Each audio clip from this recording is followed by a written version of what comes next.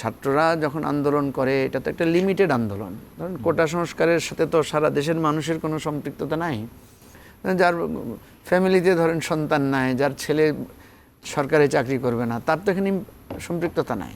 কিন্তু দেখেন একটা লিমিটেড জায়গার দাবিটা কিভাবে স্ফুলিঙ্গের মতো সারা দেশের মানুষের দাবিতে হয়ে এটা একবারে আপনার শেখ হাসিনার পতন, পরাজয়, আওয়ামী লীগের একেবারে গণপ্রতিরোধ এবং সেটাকে কেন্দ্র করে আপনার একটা গণ অভ্যুত্থান এবং সেখান থেকে একটা নতুন রাষ্ট্র ব্যবস্থা, নতুন সংস্কারের স্বপ্ন তৈরি হয়েছে।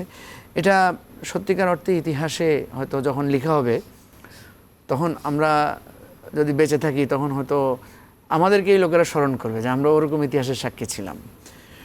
তো আমি খুবই মানে আন্তরিকভাবে স্মরণ করছি যারা এই জুলাই আন্দোলনের নেতৃত্ব দিয়েছে, এত বড় একটা বিপ্লবের জন্য যারা জীবন দিয়েছে, যারা আহত অবস্থায় এখনও আছেন।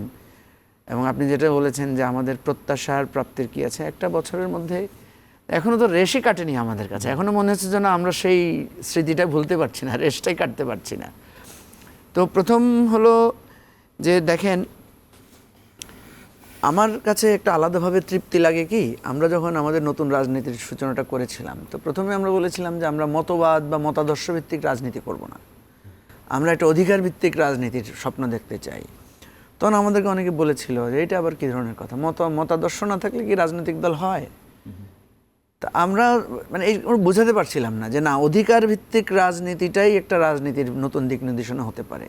দেখেন মিরাকেলি আমরা কিন্তু একটা অধিকার ভিত্তিক আন্দোলনে বৈষম্য বিরোধী বা শুধু একটা অধিকার, হ্যাঁ আমার অধিকার নষ্ট হচ্ছে এটার একটা জায়গা। এবং আরও দুইটা অধিকার ভিত্তিক আন্দোলন হয়েছে কিন্তু, একটা হচ্ছে নিরাপদ সড়ক আন্দোলন, এটাও একটা অধিকার ভিত্তিক আন্দোলন।